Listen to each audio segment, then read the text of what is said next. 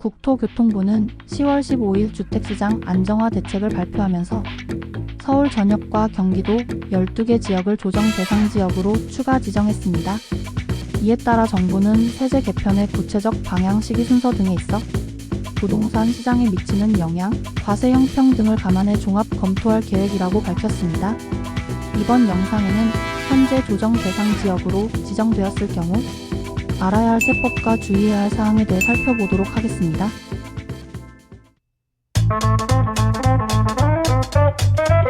조정 대상 지역으로 지정된 경우 양도소득세뿐만 아니라 취득세, 종합부동산세 등도 크게 영향을 받습니다.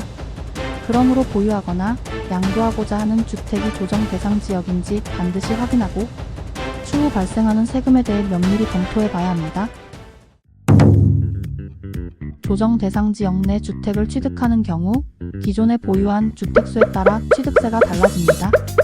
예를 들어 무주택 세대가 조정 대상 지역 내 주택을 취득한다면 1주택이므로 일반세율 1에서 3%를 적용하지만 조정 대상 지역 내 주택을 추가로 취득한다면 2주택자이므로 중과세율 8%를 적용받습니다.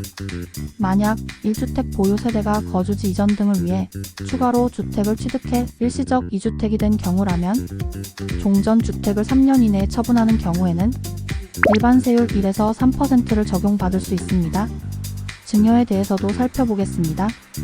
조정 대상 지역 내 주택 공시가격 3억 원 이상 주택 증여의 경우에도 1세대 1주택자가 소유주택을 배우자 또는 직계존 비속에게 증여한 경우에만 3.5% 적용하고 1세대 1주택자가 증여한 경우가 아니라면 12%를 적용합니다. 종합부동산세의 경우 과거에는 조정 대상 지역 내 주택수에 따라 세율 적용과 세부담 상한 적용이 달라졌었습니다. 하지만 23년 1월 12일 이후부터는 주택 소재지의 조정 대상 지역 여부에 상관없이 종합부동산세는 동일하게 적용됩니다. 다만 현재 정부에서는 부동산 대책에 따른 세제 개편이 논의되고 있고 그 중심에는 보유세, 특히 종합부동산세 강화가 있습니다. 향후에는 개정 내용을 반드시 살펴봐야 할 것 같습니다. 양도소득세 측면에서 조정 대상 지역 여부는 굉장히 중요합니다. 특히 1세대 1주택 비과세 시 양도 또는 취득 당시 조정 대상 지역 여부는 양도소득세 부담에 큰 영향을 미칠 수밖에 없습니다. 특히 1세대 1주택 비과세 거주 요건을 따질 때는 취득 당시 조정 대상 지역이었는지가 기준이고 다주택 중과세 적용 시에는 양도 당시 조정 대상 지역이었는지가 기준이 되므로 그 차이점을 분명히 할 필요가 있습니다.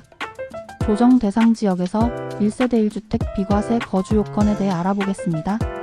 1세대 1주택 비과세를 적용받고자 하는 경우에는 1세대가 2년 이상 보유뿐만 아니라 취득 당시 조정 대상 지역인 경우 거주도 2년 이상 해야 합니다. 조정 대상 지역에 소재하고 2017년 8월 3일 이후 취득한 경우로서 보유기간 요건의 예외주택에 해당하지 않는 경우 2년 보유뿐만 아니라 2년 거주 요건이 적용됩니다. 여기서 주의하실 점은 조정 대상 지역 지정 전 계약하고 지정 후 잔금을 지급하는 경우 계약일 현재 무주택자라면 거주 요건을 갖추지 않아도 됩니다. 또한 취득 당시 조정 대상 지역이라면 추후 조정 대상 지역이 해제가 되었다 하더라도 2년 거주를 해야 합니다. 그렇다면 일시적 2주택일 때 비과세를 적용받기 위해 종전 주택을 언제까지 양도해야 할까요?